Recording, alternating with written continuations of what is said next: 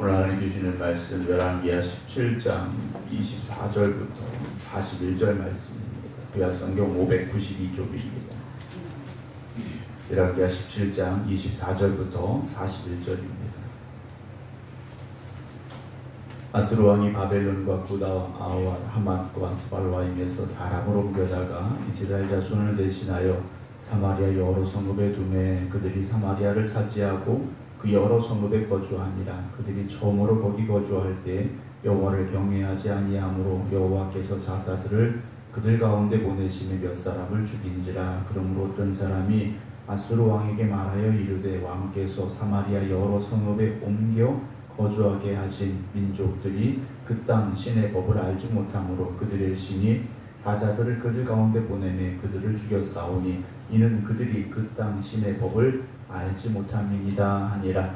아수르 왕이 명령하여 이르되 너희는 그곳에서 사로잡아온 제장 한 사람을 그곳으로 데려가되 그가 그곳에 가서 거주하며 그 땅 신의 법을 무리에게 가르치게 하라 하니 이에 사마리아에서 사로잡혀간 제장 중 한 사람이 와서 베델에 살며 백성에게 어떻게 여호와 경외할지를 가르쳤더라. 그러나 각 민족이 각기 자기의 신상들을 만들어 사마리아 사람이 지은 여러 산당들에 두되 각 민족이 자기들이 거주한 성읍에서 그렇게 하여 바벨론 사람들은 숫곤드봇을 만들었고 굿 사람들은 네르가를 만들었고 하맛 사람들은 아시마를 만들었고 아와 사람들은 니바스와 다르다를 만들었고 스바라임 사람들은 그 자녀를 불살라 그들의 신 아드람 멜렉과 아남 멜렉에게 드렸으며 그들이 또 여호와를 경외하여 자기 중에서 사람을 산당의 제상으로 택하여 그 산당들에서 자기를 위하여 제사를 드리게 하니라. 이와 같이 그들이 여호와도 경외하고 또한 어디서부터 옮겨왔든지 그 민족의 풍속대로 자기들의 신들도 섬겼더라. 그들이 오늘까지 이전 풍속대로 행하여 여호와를 경외하지 아니하며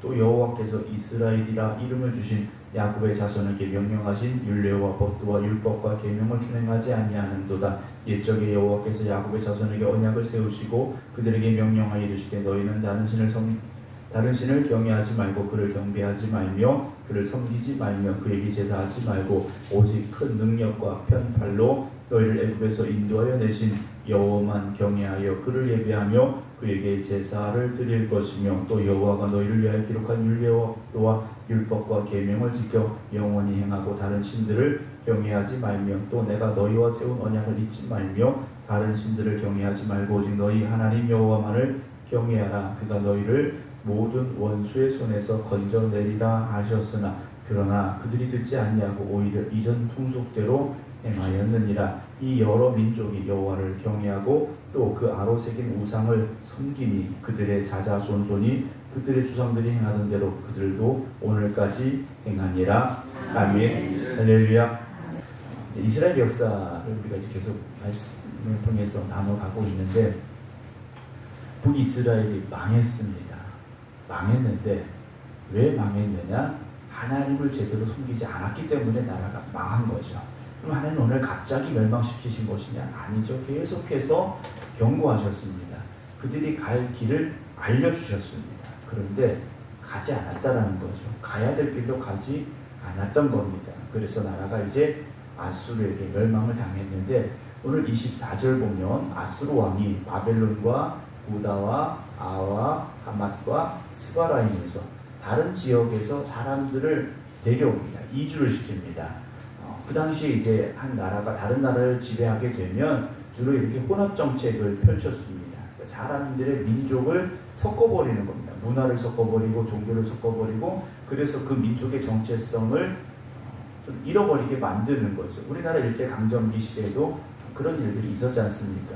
말을 바꿔버리게 되고 이름을 바꿔버리게 되고 여러 가지 많은 그런 악한 일들을 저질렀었는데 아수르 왕도 이런 민족 혼합 정책을 펼치게 되는데요. 그래서 사람들을 옮겨다가 이스라엘 자손을 대신하여 왜냐하면 이스라엘 자손들은 이미 포로로 많이 끌려간 상황입니다. 그래서 그 땅에 이방 민족들을 데려다 살게 하는데 사마리아 여러 성읍에 두매 그들이 사마리아를 차지하고 여러 성읍에 거주하게 됐습니다. 25절 그들이 처음으로 거기 거주할 때 여호와를 경외하지 아니하므로 당연하죠. 이방 민족들입니다. 하나님을 섬겨야 될 북이스라엘의 사람들도 하나님을 경배하지 않았는데 이들이 어떻게 하나님을 경배할 수 있겠습니까? 이들이 어떻게 하나님을 경외하고 하나님 앞에 예배드릴 수 있겠습니까? 알지 못했기 때문이라는 거죠. 그래서 여기 와서 살고 있는데 하나님께서 사자들을, 진짜 사자입니다, 사자들을 그들 가운데 보내심에 몇 사람이 죽었습니다. 이건 보통의 상황이 아닌 겁니다. 보통 사자들이 사람이 거주하는 곳까지 와서 사람을 해치지는 않는데 이런 일이 벌어지고 만 거죠. 그래서 사람들이 이 일 때문에 아수르 왕에게 사신을 보냈습니다. 왕께서 사마리아 여러 성읍에 옮겨 거주하게 하신 민족들이 그 땅 신의 법을 알지 못함으로 그들의 신이 사자들을 그들 가운데 보내며 그들을 죽였습니다. 이는 그들이 그 땅 신의 법을 알지 못함입니다 라고 왕에게 사람을 보냈어요. 이들은요, 문제에 대한, 즉 사자들이 사람을 죽인 것에 대한 해결의 방법을 깨달았다라는 거죠. 야, 우리가 이 땅의 신을 알지 못했어. 이 땅의 신을 섬기지 못했어. 그래서 이 땅의 신이 사자들을 우리한테 보내서 그 사자가 우리를 물어 죽였어. 이들은 지금 왜 이런 문제가 생겼는지에 대해서 알고 있다는 거죠. 어찌 보면 이스라엘 백성들보다 영적으로 깨어있지 않았는가라는 생각을 하게 됩니다. 물론 하나님을 경외하지 않았고 하나님을 알지 못하는 사람들이었습니다만 왜 이런 문제가 생겼는지에 대한 이유는 깨달았다라는 거죠. 오히려 이스라엘 백성들보다 영적으로 깨어있었던 사람들. 우리가 이 말씀을 본다면 우리가 영적으로 깨어있는가 한번 뒤돌아봐야 됩니다. 우리가 교회 왔다, 그래서 영적으로 깨어있느냐? 아니라는 거죠.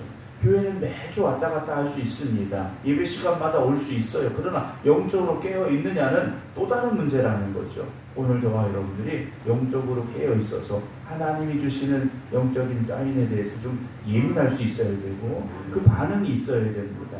그래서 왕이 명령을 내리는데 27절에 너희는 그곳에서 사로잡아온 제사장 한 사람을 그곳으로 데려가되 그가 그곳에 가서 거주하며, 그러니까 잠깐 보내는 게 아니라 아예 거기 살라고 보낸 겁니다. 사로잡아온 제사장 한 명을 보내서 거기서 그 땅 신의 법을 우리에게 가르치게 하라 명령을 내립니다.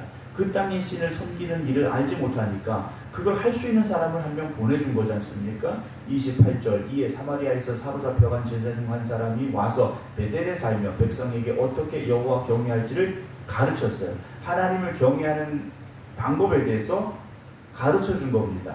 29절 그러나 각 민족이 각기 자기의 신상들을 만들어 사마리아 사람이 지은 여러 산당들에 두되 각 민족이 자기들이 거주한 성읍에서 그렇게 했다라고 되어 있습니다.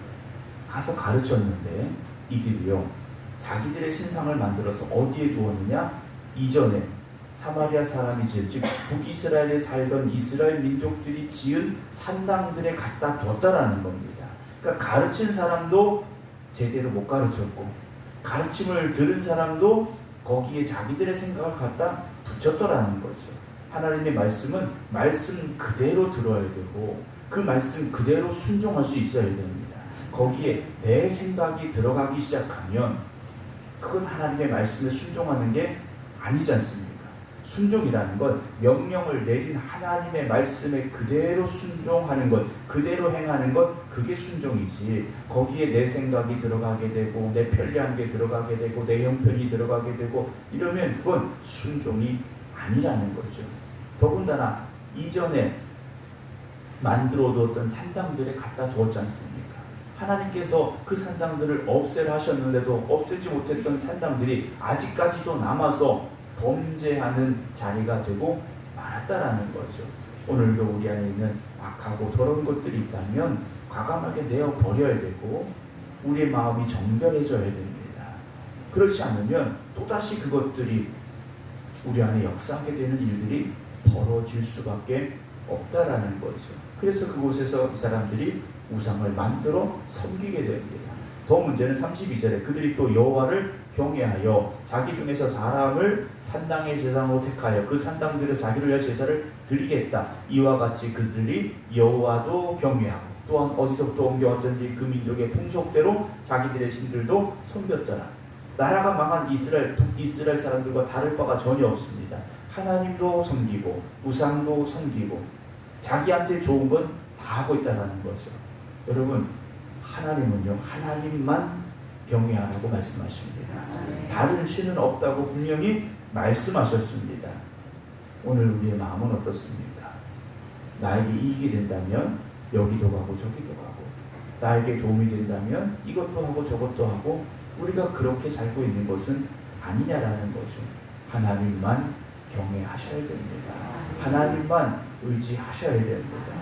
34절, 그들이 오늘까지 이전 풍속대로 행하여 여호와를 경외하지 아니하며 또 여호와께서 이스라엘이라 이름을 주신 야곱의 자손에게 명령하신 율례와 법도와 율법과 계명을 준행하지 아니했다. 당연하죠. 하나님의 백성들도 순종하지 않았는데 옮겨온 이방 민족들이 할 수 있습니까? 물론 할 수 있죠. 완전히 변화된다면 할 수 있습니다. 그런데 이스라엘 백성들도 하지 못했지 않습니까? 여러분, 우리가 먼저 변화되어져야 됩니다. 우리가 먼저 믿는 자의 본이 되어져야 됩니다. 우리를 세상의 빛이라 소금이라 주님 말씀하셨지 않습니까? 우리가 변화되지 않고는요, 세상을 변화시킬 수 없습니다. 내가 변화되지 않고는 우리 가족을 변화시킬 수 없습니다. 내가 변화되지 않고는 우리의 이웃을 변화시킬 수 없다는 것을 우리가 알아야 됩니다. 오늘도 이 하루가 내가 먼저 변화되어 하나님의 영광을 높여드릴 수 있는, 하나님을 온전히 경배하는 믿음의 삶을 살아갈 수 있기를 주님의 이름으로 축원합니다.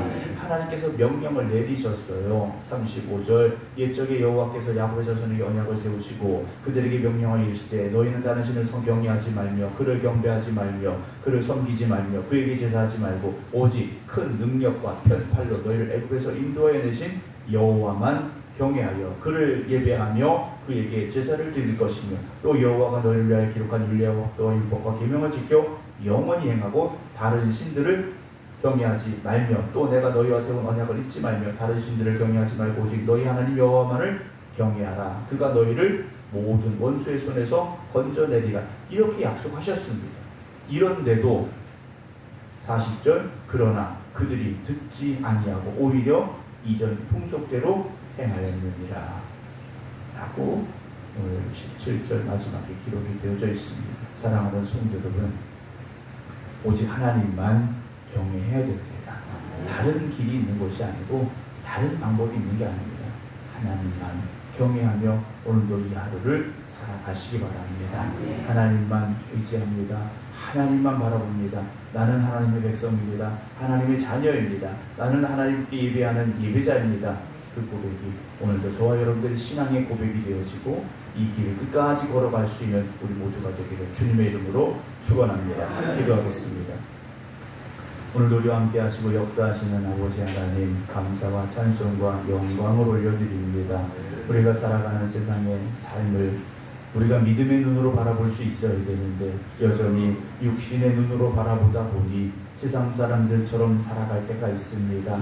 하나님만 바라보다가는 내가 다른 사람들에게 뒤처질 것 같고 내가 힘들어질 것 같다라는 두려움에 빠지게 되어 결국 세상도 바라볼 수밖에 없는 우리들의 연약함을 또한 주님 앞에 고백합니다.